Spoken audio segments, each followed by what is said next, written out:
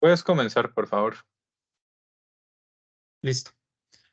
Buenas noches, compañeros. Espero que se encuentren bien. Me presento. Mi nombre es Luis Diego Hidalgo y hoy les voy a presentar este artículo científico titulado Placebo Effect of Medication Cost in Parkinson's Disease, a Randomized Double-Blind Study. Este es un estudio muy interesante porque es uno de los estudios que explora si un placebo caro es más efectivo que un placebo barato. Fue elaborado por un grupo de 11 médicos, pero son muchos nombres, solo puse el investigador principal que era Spey. En fin, en este artículo, en este artículo se investigó cómo las expectativas influyen en la respuesta a las intervenciones terapéuticas para el Parkinson según el costo de los medicamentos. Este estudio utilizó un diseño cruzado, doble ciego y aleatorio para comparar los efectos del placebo caro y un placebo barato en la función motora y la actividad cerebral en los pacientes que sufren de la enfermedad de Parkinson. El estudio encontró que el placebo caro fue más efectivo que el placebo barato para mejorar tanto la función motora como la actividad cerebral en los pacientes de Parkinson. Sin embargo, es importante tener en cuenta que el tamaño del efecto del placebo caro fue menor que el de la levodopa. La levodopa, que es un medicamento que se usa para tratar la enfermedad del Parkinson, del cual voy a hablar más con detalle luego en la presentación. Este va a ser el contenido de mi presentación. Voy a iniciar hablando solo un poco del contexto del artículo. Voy a definir algunos términos que son importantes para entender el experimento que plantearon los autores. Seguidamente voy a hablar propiamente del experimento. Voy a pasar a la parte de discusión que se encuentra en el artículo que realizaron los autores y voy a finalizar con las conclusiones que podemos concluir de este artículo que pudimos aprender. Entrando en la parte del contexto, primero quisiera recordar que eran los estudios doble ciegos. Estos estudios son estudios científicos en el que tanto los participantes como los investigadores no saben cuáles participantes reciben el tratamiento experimental y cuáles reciben el tratamiento de control, que a menudo es un tratamiento placebo. Este enfoque está diseñado para minimizar la posibilidad de sesgos o expectativas que influyan en los resultados del estudio. Son especialmente importantes en los campos de la medicina y la psicología, donde los efectos placebo o el sesgo del investigador pueden afectar significativamente los resultados del estudio. Al mantener sin saber tanto a los participantes como a los investigadores acerca del verdadero tratamiento, se mejora la validez general de los hallazgos de la investigación.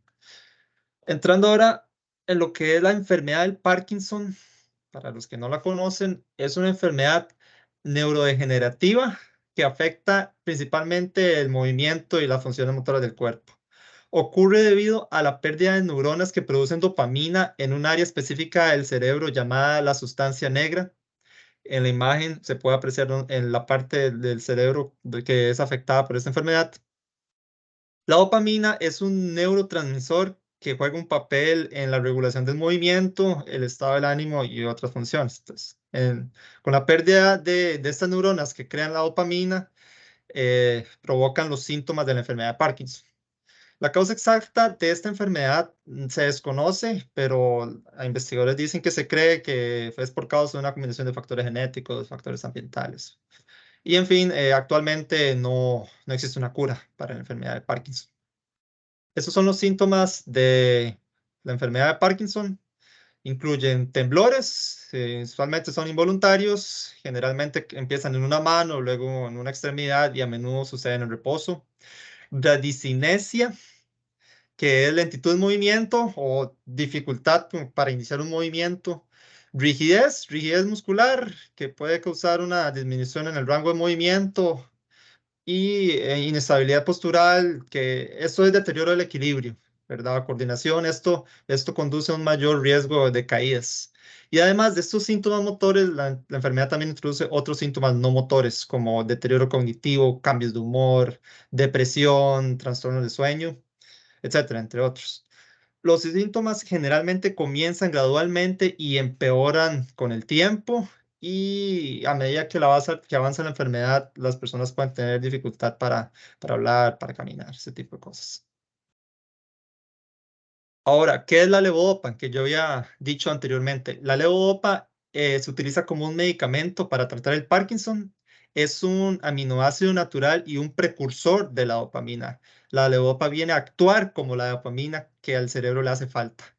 El aumento de los niveles de dopamina que provoca esta enfermedad ayuda a aliviar los síntomas motores, como los que ya había dicho, el temblor, rigidez, lentitud de movimientos, etc. Otra cosa más importante que debemos saber qué es para entender el experimento, que son los estados off, apagado, o on, encendido en el Parkinson. Esos son términos que utilizan los médicos para describir las diferentes etapas de la fluctuación motora en una persona que padece Parkinson. El estado on o encendido es cuando los síntomas están controlados y el paciente se siente más capaz de controlarse. Y el estado off o apagado es cuando los síntomas regresan y le afectan al paciente. Entonces, del mismo modo, no solo es para síntomas motores, sino síntomas, los no cognitivos también pueden empeorar. Los no motores, perdón. Muy bien, ahora entrando propiamente a la parte del experimento. Ese experimento lo realizaron con 12 pacientes con una edad de 64 a más o menos 7,9 años, 7,9 años, y que tuvieron una duración de enfermedad de 11 a 6 años, de 11 más o menos 6 años. Además de que tuvieron una excelente respuesta a la levodopa, el medicamento que había mencionado.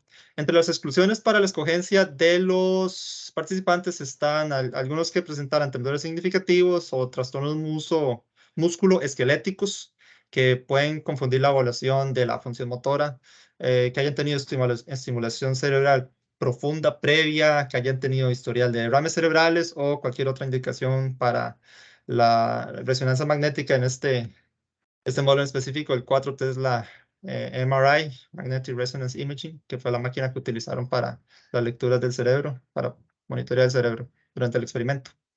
A los participantes se les informó sobre la naturaleza del estudio hasta el puro final y, al igual que ellos, los equipos de evaluación desconocían la asignación del tratamiento. Entonces, esto hacía el tratamiento que fuera, perdón, esto sí, hacía que el experimento fuera tipo doble ciego, como había mencionado. Este fue el procedimiento del experimento. Consistía de 2 visitas. En la primera visita, los pacientes se sometieron a una evaluación motora en los estados off y on con la resonancia magnética para determinar la magnitud base del beneficio de la dopamina, dopaminérgico, es el término médico. En esta visita se le administró levodopa a los pacientes. Y en la visita 2, que fue una semana después de la visita 1, los pacientes que estaban en el estado off, el estado apagado, se asignaron al azar para recibir el placebo caro o el placebo barato. Y después de 4 horas, los pacientes se cruzaron para recibir el otro tratamiento. Entonces, si recibieron el caro, ahora reciben el barato, y si reciben el barato, reciben el caro. Y igual que en la visita 1 se realizó la misma evaluación motora con la resonancia magnética. Esta es una imagen que mejor describe el proceso. Como pueden ver, en la visita 1 se les hizo un assessment de la evaluación motora en el estado off, se les administró levodopa, después evaluación motora en el estado on. Luego, en la otra visita, una semana después, se partieron los grupos en dos. A un grupo se le dio el placebo barato, al otro el caro, se les hizo el assessment, se cruzaron, después se le dio el barato a los que les dieron primero el caro y después el caro a los que le dieron primero el barato. Se hizo el assessment otra vez y finalizaron con la parte de análisis de datos. Esta evolución motora, para que sepan de qué consistía en condiciones de aprendizaje asociativas visomotoras, basadas en el control del paciente y la retroalimentación. Básicamente, durante la tarea, a los pacientes se les presentaban varios estímulos visuales y se les pidió que respondieran presionando uno o dos botones de una caja de botones con el pulgar derecho. Y para medir la actividad cerebral durante este examen, se utilizó resonancia magnética FM, la resonancia magnética fMRI funcional con la máquina Tesla 4. Estas fueron las mediciones para evaluar a los pacientes. La medida principal es la medida UPDRS3, que es para el deterioro motor en inglés es Unified Parkinson Disease Rating Scale, que es una escala que va entre el 0 al 108, donde entre más abajo sea, es el mejor. La otra medición fue las actividades SIE, Schwab and England de la escala vida diaria, que va de 0 a 100, donde más alto es mejor. La otra escala Hoehn and Yahr. Otra escala es para la gravedad de la enfermedad, va de 1 a 5, entre más alto es peor. La escala CGI, o traducido a español, es cambio de impresión clínica global. Y esto usaba una escala de gravedad de Likert que iba de 1 a 7, donde 1 mejor marcada, 7 deterioro marcado, y los otros valores de por medio. El aparato, se utilizó un aparato de tapping. Este es el dispositivo para la evaluación motora, y los autores dicen que entre más alto sea que responde este dispositivo, mejor.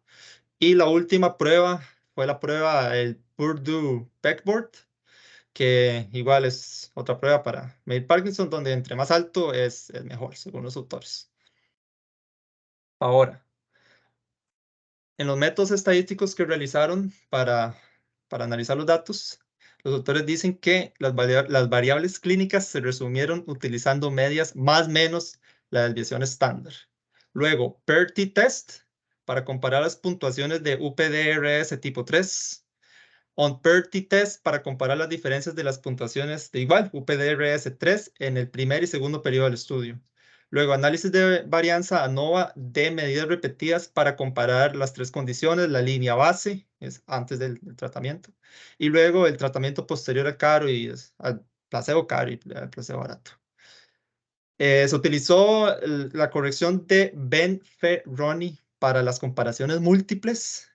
Luego se utilizó el Wilcoxon Sign Rank Test para comparar la mejora en la función motora entre los placebos caros y los baratos. Esta es una prueba de hipótesis estadística no paramétrica. Esta es no paramétrica, una prueba no paramétrica. Y el McNemar Test para comparar los cambios en la proporción de mejoría en las escalas del CGI, la impresión clínica global, entre los grupos de placebo. Estos fueron los resultados. Entonces, en la visita 1, la levodopa, aquí como pueden ver, la levodopa disminuyó significativamente las puntuaciones de UPDRS3. Como se puede ver, recuerden que entre más bajo es mejor. Entonces, del 29 pasó al 17. Aumentó las de Purdue, que entre más alto es mejor. De 10 pasó a 11. Y también las de tapping, que igual, entre más alto es mejor, de 32 a 38. Los autores no hablan de estas otras dos, se enfocaron en estas tres medidas, especialmente el UPDRS3, que era la principal, ¿verdad? Entonces, yéndonos a otra parte de la tabla, para que sepan que se me olvidó mencionarlo, esos son resultados generales, ¿ok? No son particulares, sino es como una tabla general de los resultados. Ok, bien. Ambos placebos mejoraron la función motora en comparación con sus respectivos valores iniciales. Como pueden ver, que es el baseline. Barato disminuyó y el expensive también, el caro también. Al igual que cuando el placebo fue administrado primero, disminuyó. Y con perdón, ese fue el barato, ese es el caro administrado primero. Aquí también disminuyó. Ahora dicen los autores que la puntuación de UPDRS3 disminuyó significativamente y la puntuación de tapping aumentó solo cuando los pacientes fueron asignados primero al placebo caro. Esto se refiere a que vean esta diferencia. Del 29 bajó al 21.6. Esto es como 7.8 puntos abajo. Y en comparación aquí, que pasó del 26 al 21, estos son 4.1 puntos. ¿Verdad? Disminuyó menos puntos el caro. Recuerden que entre más bajo es mejor. Al igual que con el tapping. Los autores no mencionan nada del Purdue, pero con el tapping lo aumentó más. Ven que aquí pasó de 31 a 34, que son casi 3.8 puntos. Y aquí el tapping del 39.9 al 40.6 es 0.7 puntos más o menos. Aumentó mucho menos. Entonces tuvieron mejor reacción inicial con el carro. Ahora, con esta otra tabla, se encontraron una mejora general de 9% con un placebo caro en comparación con un placebo barato. Aquí se refieren a esta primera línea de aquí. Luego dicen que se obtuvo una mejora del 14%, a esta otra línea de acá, cuando se administró primero el placebo caro en comparación con el placebo barato. Y finalmente, en el primer periodo del estudio, que son estas dos lineecitas de acá, ignorando el efecto del orden de la administración del placebo, se observó una mejora del 10% con el placebo caro en comparación con el placebo barato. Bueno, y aquí se ven las pruebas que utilizaron para cada uno de estos análisis. Wilkinson en este, Perty test en estos dos y un Perty test en estos otros dos. Ahora, también, esta es otra parte de los resultados. Los autores mencionan que el placebo barato redujo la puntuación de UPDRS-3 en menor medida que el placebo caro. Esto se puede visualizar aquí. Este es el cambio promedio en UPDRS-3. Entonces y los bigotes son la desviación estándar. Entonces, aquí el placebo caro disminuyó más. Eso es una mayor disminución que el placebo barato, comparación de UPDRS 3. Y aquí se puede ver la comparación con la levodopa. Obviamente la levodopa disminuyó mucho más. Y bueno, estos son los valores medianos ya esa es la medida de UPDRS-3 propiamente, real. Entonces se puede ver que la expensive caro disminuyó más que el barato comparado a la línea base. También otra cosa que no presentaron con imágenes es que no hubo cambio significativo en el Purdue Pageboard Test, otro de los tests, y que el placebo caro tuvo una mayor proporción de resultados positivos en las escalas CGI en comparación con el barato. Pero esa diferencia no fue estadísticamente significativa, según dicen los autores. En los resultados de las imágenes de la resonancia magnética, se mostró en que los pacientes que recibieron el placebo caro tuvieron una mayor activación en ciertas regiones del cerebro durante la tarea de asociación visomotora en comparación con los que recibieron el barato. También se encontró que la activación cerebral fue mayor con el primer placebo barato, pero no con el primer placebo caro o con la levodopa. Entonces, esto sugiere que las expectativas de los pacientes sobre el costo puede influir el procesamiento neuronal en respuesta al tratamiento. Pude haber incluido las imágenes de resonancia, pero no las entendí. Aquí nadie las iba a entender. Entonces, mejor lo dije con palabras para que supieran. En fin, después de esto, a los a los pacientes se les informó sobre el estudio y las respuestas variaron desde el recelo hasta el asombro con respecto a los cambios experimentados. 8 de esos pacientes dijeron que sí tenían expectativas de beneficio, mientras que otros 4 se les fue indiferente, no tenían ninguna expectativa previa de beneficios. Entrando en la parte de discusión que los autores hacen en el paper, ellos señalan que el estudio proporciona evidencia de que las expectativas de los pacientes sobre el costo de los medicamentos puede influir en su respuesta a los tratamientos y en este contexto a los tratamientos de Parkinson, y que el estudio encontró que los pacientes que recibieron el placebo caro tuvieron una mayor mejora en la función motora en comparación con el placebo barato. En segundo lugar, los autores discuten cómo estos hallazgos pueden estar relacionados con investigaciones previas sobre los efectos del placebo. Señalan que estudios anteriores han demostrado que las expectativas de los pacientes en verdad pueden influir en la respuesta de la medicación o cirugía de otras intervenciones. En tercer lugar, los autores analizan algunas de las limitaciones del estudio, incluido el tamaño pequeño de la muestra, y señalan que se necesita más investigación en esta área, específicamente del Parkinson. Y otra limitación importante fue que las puntuaciones de UPDRS-3 fueron obtenidas por un investigador que, aunque no conocía el orden de las intervenciones, sí conocía la naturaleza del estudio y pudo haber introducido algún sesgo en la expectativa. Sin embargo, los autores mencionan que esto no importa mucho. Ellos dicen que sí, tal vez hubo un sesgo, pero se hubiera visto mucho más claro en los resultados. En fin, no importó mucho. Y ya para finalizar, en las conclusiones que logramos aprender de este artículo, podemos concluir que las expectativas de los pacientes sobre el costo de la medicación pueden influir en su respuesta a las intervenciones, tratamientos terapéuticos para la enfermedad de Parkinson en particular. Y en este contexto se encontró que los pacientes que recibieron el placebo caro tuvieron una mayor respuesta, una mejora en la función motora en comparación con los que recibieron el placebo barato. Y finalmente, el estudio también proporciona evidencia de que las expectativas y las creencias de los pacientes deben tenerse en cuenta para diseñar y evaluar tratamientos para la enfermedad de Parkinson o para otros trastornos neurológicos, otras enfermedades en general. Con esto doy concluida mi presentación. Agradezco mucho su atención. Muchísimas gracias, Luis Diego. Este paper tiene un montón de cosas chivas. Acá en particular, bueno, ahí vos mencionaste las limitaciones del experimento y considerando que tuvieras vos los más recursos, vos qué consideras que aparte de lo que mencionaste ahí, que los autores indican, se puede haber mejorado. Bueno, principalmente yo hubiera hecho este mismo estudio, pero tal vez con otros pacientes que no sean de Parkinson, porque Ujú, encontrar gente con Parkinson es muy difícil, ¿verdad? O sea, si en verdad quiero probar que los placebos caros son mejores que los baratos, ¿cómo se me va a ocurrir hacer este estudio con personas de Parkinson, ¿verdad? ujú, Sí, ese es ujú. como mi objetivo. Hubiera cambiado eso. Y Ajá. sí, no, perdón.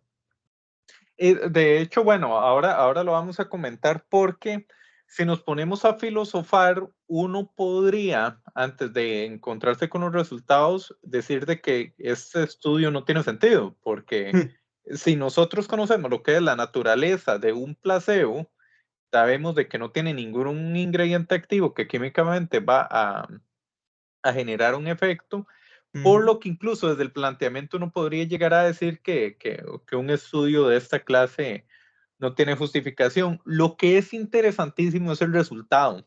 sí. Donde viene el resultado y muestra esto es donde apunta que hay algo más que explorar. Relacionado a eso que dijiste, estaba yo oyendo un autor el día pasado, no recuerdo el nombre, que él mencionaba que el efecto del cerebro en los órganos es algo que diferentes estudios han indicado que hay que explorar porque hay una diferencia cuando es una valoración subjetiva, que la persona dice, me dieron el placebo y me dejó de doler. Eso es una valoración subjetiva porque el dolor es subjetivo. Pero cuando se analiza el cerebro y se ve que efectivamente hay mayor actividad cerebral o cuando miden el azúcar en la sangre y se ve que después del placebo el nivel de azúcar bajó o el nivel de presión arterial bajó, se ve de que hay algo por detrás ahí que explorar y hay una serie de experimentos de esta naturaleza. Algo chivísimo también, Luis Diego, de este paper que espero que hayas podido experimentarlo cuando lo leíste, es que antes de llevar el curso, uno ve el análisis estadístico, uno no entiende nada. Claro, Ya sí, uno sí. ve, ya uno viene, lee el paper y lo expone y ve análisis de varianza, ya hemos hecho un montón, Ujú, ujú, ve los p-values, ya tiene sentido ver p-values. Acá tal vez hay un conceptito nuevo que nada más lo tenemos que tener presente, que es el PER t-test, aunque ya vimos t-test formalmente en el curso.